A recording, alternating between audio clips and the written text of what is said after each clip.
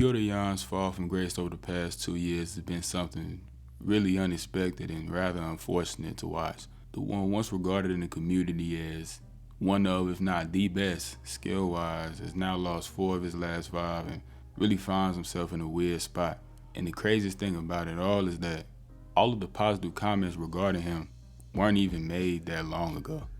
His first loss, coming in the first Aljamain Sterling fight, and fight in which the tides were definitely starting to turn in his favor, ended up being lost due to one of the dumbest things I think I've ever seen in a title fight, to be honest, and actually ended up starting his downward trajectory.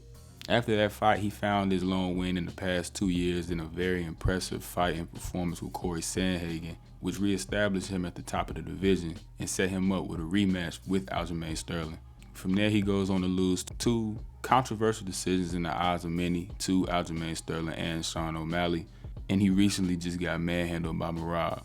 A lot of people often blame that one illegal knee on where Yan currently is now, and it's even got to the point where a lot of people try to argue that Yan was never really that good in the first place. Now, for me personally, that's a stance I could never get behind, because time and time again, Yan has shown skills at the top of the organization, let alone just the bantamweight division.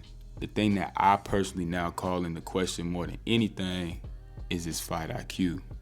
I once believed he was one of the smartest fighters in the organization, and I don't think he's stupid or anything like that. It's just there just have been key lapses in big moments of fights that have obviously cost him big time. So I think the question is, where does he go from here? To me, it's an easy answer. Yan recently just turned 30 years old, and the bantamweight division as of right now definitely has a clear structure. There's a lot of fights lined up. You got Sterling and Cejudo, Chito and Sandhagen, Merab somewhere in the background just lurking and waiting, Sean O'Malley obviously sitting at the top of the division. I would just say take some time off. Take maybe a year off and go back to the drawing board. The talent and the skill is still there to obviously rule the division. Right now just ain't his time. Allow the division to fall how it may. Let all these fights play out. Come back in a year now, he should be in a good position physically, mentally, and to also find a fight.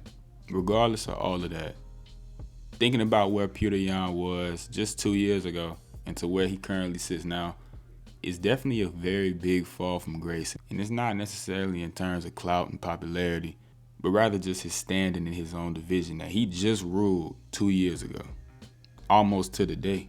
All that being said, aside from his age, another positive is that it's not like he's losing the bums, you know? I mean, I ain't gonna lie. Technically, he definitely did lose to the 11th ranked fighter as the #1 contender. That's not the best look. But everybody that he's lost to is either a champion or in the top 5.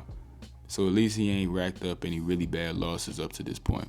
Regardless, these past couple years have been pretty sad to watch.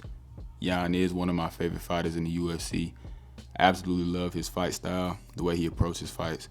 But he definitely needs to take some time off for himself and look to make some changes.